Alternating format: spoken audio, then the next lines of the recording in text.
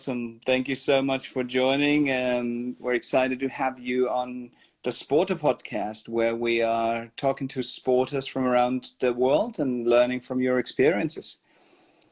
Today's guest is super accomplished, like way more accomplished than I even have time to read all of the things to. She's currently with RSC Anderlecht and has played for Wolfsburg, the German Bundesliga, and played for Manchester City. And she also holds the record for the most international goals for the Belgium national team. So super excited to welcome Tessa Wullaert to the SPRTER podcast. I'm happy to be here. Thanks. Tessa, how do I pronounce your last name so I don't completely butcher it? Well, in my language, it's Wullaert, but like in German, well, when I played in Germany, they said like Wullaert or something. And then in England, they pronounced it differently again. So the right way is actually Wullaert. Wullaert. Yeah. Okay, I'll try. I'll probably butcher it as well a few times, but I'm excited to have you on the podcast. And just to get just a quick update to our audience here, that Tessa also has her experience store set up on the SPRTER app, where you can look at really exciting experiences with her: virtual meet and greet, gaming, personal Zoom calls, or having her teach a skill, whatever that skill could be. I mean, obviously, any sort of soccer skill, I probably feel like I need to get some of those myself. But yeah, we're super excited to have you on board, and would like to start out with, where did it all start? Where did you start playing soccer or football? I guess we can call it football as a European. Yeah. And, and then where did you start, and how did you grow a passion for it? Well, actually, I was 5 years old, so that's already 23 years ago. I was playing in my backyard, and there were friends of my parents on a visit, and the guy was coach as well. And so I asked him, like, do you want to spend some time with me and play some soccer or some football in the garden? So he said yes. And then as a coach, he said to my dad, like, this girl has some skills, has some qualities, you have to let her play football. And I was also really a fan of football, and so my parents, but 23 years ago it was a bit of a cliche to let girls play football.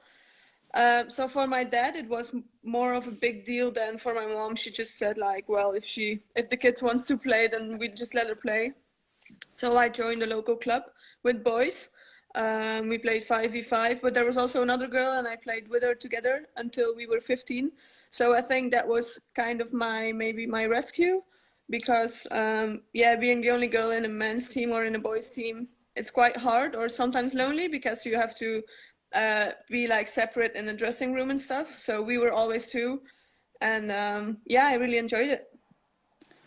And how did you go from that, like a lot of people play football, they play it for a hobby, but when did you realize, like, obviously the coach realized when you were 5, so I kind of want his number so we can get him involved in some scouting here. But how did you realize that, hey, I have a special skill, I could take this pro? For me, it was actually always just my hobby and a thing I enjoyed playing. So it was all fun for me, and I never really said, like, okay, my dream is to be a professional player later. I never thought about it. I just thought, like, okay, I'm going to study, and then I'm going to work, and that's it, and that's my life, or that's going to be my life. But then when I was 22, I finished my degree. I have a bachelor as well in tourism, and I finished it. And then that time I played in Standaard de Liège. That was like the best team in Belgium, and I had to drive 2 hours and a half to training and back. So I didn't have much time next to studying and playing soccer. And then I asked myself, like, what do I want to do? Because then things were going quite well. I was top scorer and player of the Binnenleague. That was a competition between Belgium and the Netherlands. So obviously, yeah, I was quite good in soccer. So then I asked myself, okay, what do I want to do? Do I want to go to work from 9 to 5 and then spend the rest of my time playing soccer? Or do I go abroad and be professional? Because the thing that still makes me a bit sad is that in Belgium we can't be professional, so everyone goes to work during the day, and then we train at 6, 7, or 8 in the evening sometimes, which is quite late. So then I said to myself, okay, I'm not ready to go to work. It's too serious. I'm just gonna play abroad and enjoy soccer. And yeah, I'm happy I did it. It was a good choice. And then you went to Wolfsburg. What made you move to Germany and then to England? That was about 6 years ago that I moved to Wolfsburg, and for me, Germany was my first choice. Back then, I think they were the best league in Europe. Now I would say England is the best league. So and then Wolfsburg came, and we went with a private jet and visited everything. And immediately I said like, okay, they want to take care of me. I feel that they are interested in me and that they are going to invest in me. And yeah, so it was actually easy decision. And it seems like the success made it the right choice. I mean, you've had a very successful stint in Wolfsburg, and then moving over to England. As you said, the English league, English women's league, has changed dramatically over the last almost like 2 or 3 years, like now. But coming back to Belgium, what sparked that? That was a personal decision. A lot of people didn't really understand my choice, but for me, I was like away from home for 5 years, and a week before I went to Wolfsburg, I started my a relationship with my boyfriend. So it was always on long distance, and I think as you get older, your priorities change, and happiness becomes also more and more important. And a lot of people, they don't think about it, and they think like, oh, you're playing abroad and just playing soccer, that's the best life. But there's a lot that comes next to it, and we don't earn, unfortunately, millions like male players do, so we can't take our family there. So I was there pretty, yeah, almost all the time alone. And it was a lot of traveling, always packing. And one time I was like, okay, or like one day I was like, okay, I've had enough of it for now. I'm not saying I will never go back playing abroad, because I would like to go to Spain or Italy maybe. But for now, I'm just happy, and I can, yeah, I can schedule my own agenda, and I like being independent as well. And I have some free time as well because I don't work during the day. I'm just training in the evening. We got a dog as well. We started living together, so things have changed, and yeah, I think happiness is the most important thing, as I said, and I'm still enjoy playing football. So for now, yeah, I'm fine. I really respect that decision, as in it. I think that's of those decisions are often the hardest to make. That it's prioritizing your happiness, and as you said, a lot of people won't understand that. But that's really that makes you a role model, not just because of all the goals you score on the field, but then also as in, hey, here's how to live life, here's how to be happy. Who were your role models when you grew up? No one actually, because as I said, it's been 23 years, and yeah, women's soccer wasn't really involved back then. So I didn't have a role model. So I didn't even know there was like a national team of Belgium. I didn't even know you could go professional, like playing soccer for as your job. I didn't know. So that's why I was just growing up playing soccer, having fun, and then everything just came at the right time, and then I tried to make a decision by following my heart. Okay, so no role models, but I think that's certainly something that is changing and has certainly changed a lot. Do you see yourself as a role model for young girls playing soccer?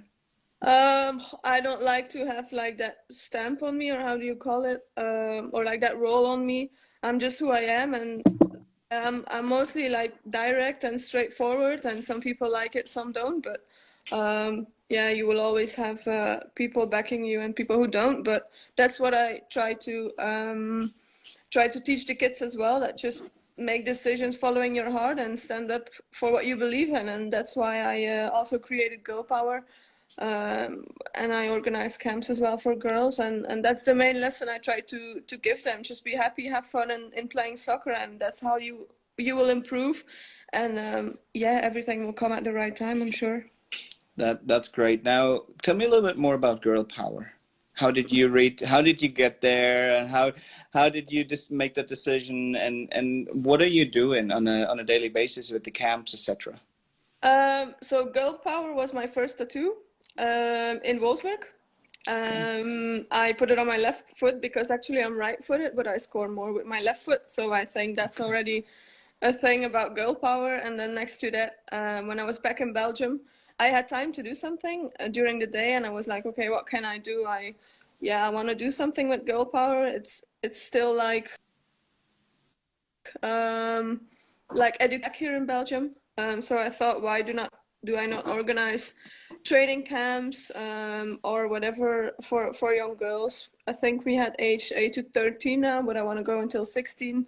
So yeah, just to have to teach them or to give them better trainings and make them conscious about the fact that they just have to be happy, and that parents don't need to put pressure on them, because sometimes parents come to me and they ask like, oh, what do you think about my girl? Should I send her to the gym? And I'm like, she's only 12 years old. You don't need to send her to the gym. She just needs like a wall in the house or next to the house outside, and just play against the wall. And technique is the most important thing. And that's what I try to teach them. And for me, I have like it's fun for me. It's not work or whatever, and I get a lot of return from the girls as well. Like they're so grateful, and yeah, they look actually up to me, and that's really cool. Then they wear my jerseys, and I think that's the most beautiful side of playing soccer. Now, even though you just said you don't see yourself as a role model, that's the definition of a role model. I don't know. I just enjoy being a coach for them and making them happy. And as long as they enjoy training, I enjoy it as well. And yeah, sometimes we make like TikTok videos and stuff because they are the generation of TikTok. So then they teach me how to use it because I'm not really into TikTok. So yeah, it's really cool. That's nice to have that, to build those relationships, not just being the coach and this is training, but then also, as you said, having a fun and that having fun while playing and while developing those skills. I really enjoyed. I like that approach. That's awesome. While we're at this, we have a segment that we call Pro Advice.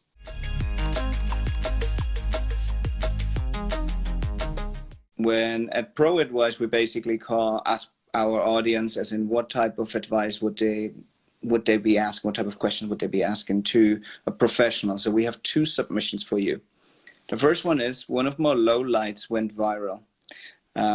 So one of the plays where someone screwed up, basically. How can I move on from the criticism? It feels like the video is everywhere and everyone's laughing at me. That's sad to hear, but I think, as I said, you always have people backing you, and always people that will just don't like you, whatever you do. And since I'm back in Belgium, I also feel that even more, that people, and maybe also during the Corona times, people have more time to put things online, and it's just not nice. And I don't think they realize that we're also people and with feelings and who have a family, and that the family reaches that as well. And that's the thing that that hurts me the most, that my family has to read stuff people write about me. So my advice would be yeah, just get over it and enjoy it. And I'm sure with the qualities you have, that you will do good things as well. And I think the struggle make us better and make us stronger. And I also think the more people are negative, the more it motivates you to prove them wrong. No, turning that negativity into motivation. I think that may even be the answer for the next question, which is, I'm having trouble getting mentally prepared for a game, and it's affecting my performance. You got any advice on how to prepare, mainly from a mental perspective? Well, if I would ever go abroad again, I also struggle sometimes with confidence, or with like being sure of my own qualities, because yeah, you're in a totally new environment, and you think that the people like your coach and stuff, like, they know it so much better, but sometimes you just have to be confident that you have the qualities to be there, and that's for a reason. And yeah, that's why I would say that just yeah, I sometimes before a game or before a big game, I save some videos from my goals, and then before a game in the bus or whatever, I just watch my goals, and then I'm like, okay, that's nice done or well done.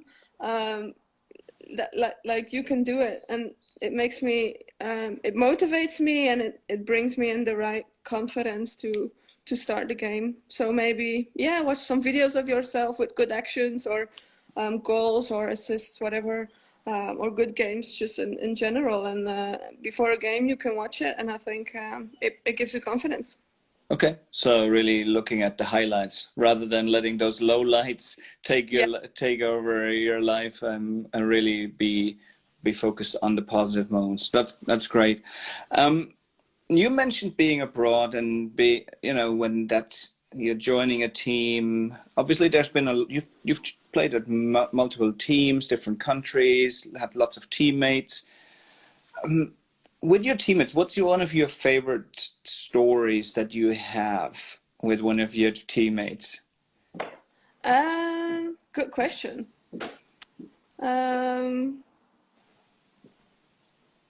yeah, we went on a team building with Manchester, and it was the beginning of the season, and we had to do like survival stuff and that. And one time we had to like make a snake, or how you like all behind each other and hold each other's hands. And we had to go into a cave, and the first one had to follow like a rope, and so we just had to like be confident in the first one, and then suddenly we made a turn and everyone was like, what are you doing? And but it was all dark, so we just had to like put all our confidence in that person.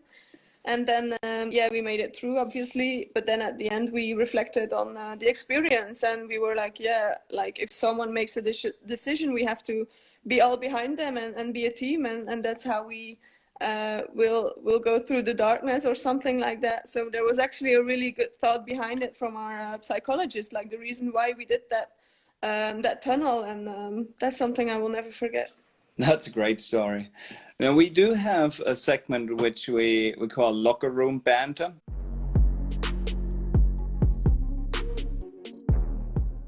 So more maybe your example right now was great, but from a more of a like a from a fun in locker room banter, we're really looking for that behind the scenes scoop with that you have with one of your teammates, maybe secret handshake or any of those. Any No, but there's still a mystery going on about locker secrets. But we were in the locker room, and in my locker, I always have like rice cakes or bananas because I'm quite often hungry. And before training, I always eat like a banana and a rice cake. And I like perfectly know how many rice cakes I still have left before I have to take another pack. And then one day I had one left, and I come back in the locker room, and it was empty. And so I asked everyone around, because I think, yeah, you can take a rice cake, but just ask me or tell me, because I was hungry and I didn't have any more rice cakes. So up until today, I still have no idea what teammate or whoever took my rice cake. I can see that that we're gonna go on a hunt for that rice cake. Yeah. All right, the locker room band, and we're looking at a rice cake. Breaking the rules.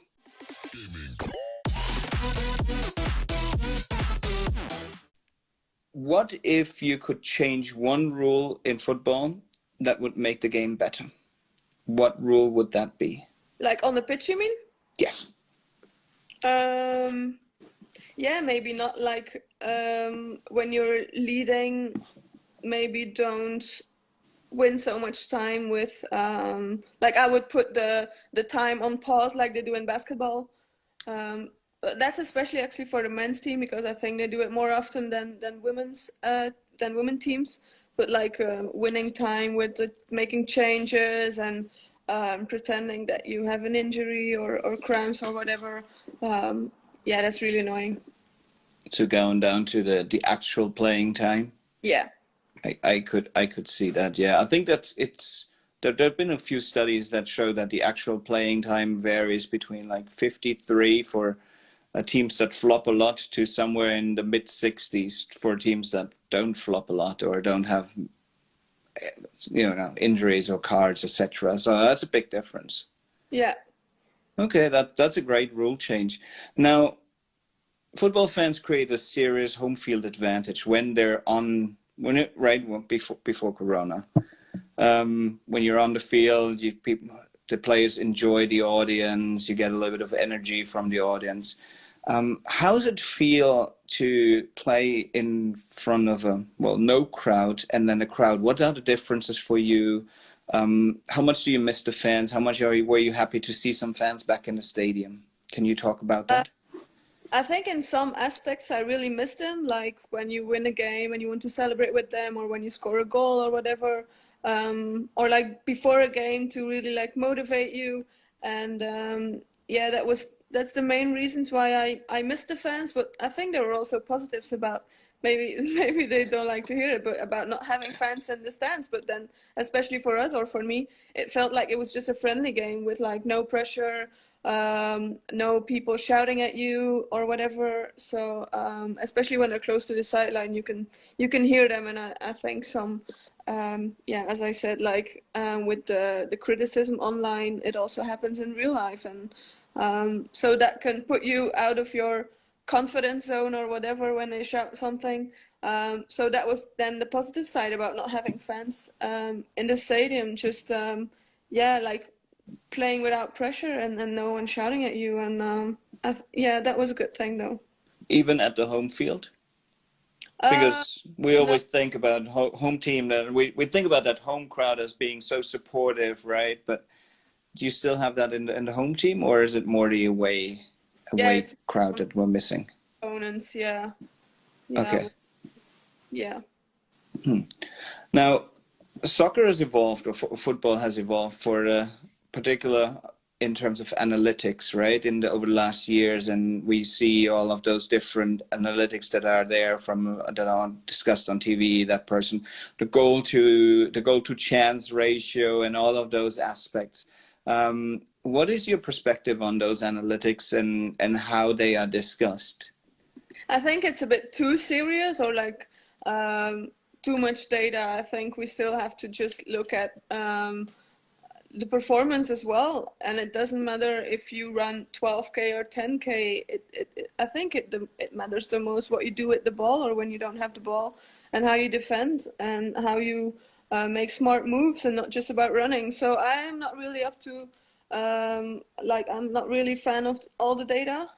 Also on training, sometimes we were only allowed to make so many sprints, or so many sprints from this distance, and then the coach is really restricted in what exercises he can give. So yeah, like people 100 years ago, they played soccer as well, and they were as good as us. So sometimes it doesn't really matter the data. But I also think there's a lot of agents or clubs looking for players just based on the data, or like vice versa. But I think like for me, I always visit the club, and if I have a good feeling, I feel confident with the people there, then I decide on how I feel, and not on the data. Okay, so data provides some guidance, but ultimately you make the decisions based on feelings. And I think that's probably, particularly when someone has a bit more experience, then that makes a lot of sense. Now, you said you don't like statistics, but obviously, and I've actually saw that on your Instagram, you posted that it doesn't mean as much to you to be Belgium's top scorer, but those stats are pretty damn impressive. So you said, I saw it on Instagram, you said that what you see is the goals that are not scored yet. What, right? As in, you've scored a lot, but those goals that are not scored yet. What are those goals? Where do you see the next steps, next career moves, and how do you see your future in the game? Well, people always ask me, would you prefer like a goal or an assist? And then I answer, I prefer a victory, and then I prefer an assist, and then a goal. So as you said, it's not that important to me. Of course, it's nice to have the record goals or whatever, but I'm not really thinking about that. I just want to play, and I want to win, because I really hate losing. That's a really I don't know if it's a bad quality, but I can be really angry if we lose, even on training. But about my next goals, well, I think you talk about the post from Adidas, where I see some future goals that are not that can Yes. be, and that's where I'm talking about girl power and stuff. Like I see, I am now striving for the fact that everyone needs to be professional player in Belgium, and it was if I had to say I had one dream in soccer, it was being professional in my own country, and actually I'm the first one and quite the only one. Yeah, we also have a Romanian girl who's just here to play, but that's what I said. So I actually achieved my dream, but it's not enough for me, and I just want every girl in the Super League and the highest league in Belgium to be professional, and yeah, that's a goal that you can score, but you just have to keep talking about it and fighting for it, and that's what I do. And honestly, we've seen a lot of female football players making a big difference. You've seen it with the US women's national team. They've really fought for equal pay, and they're slowly succeeding.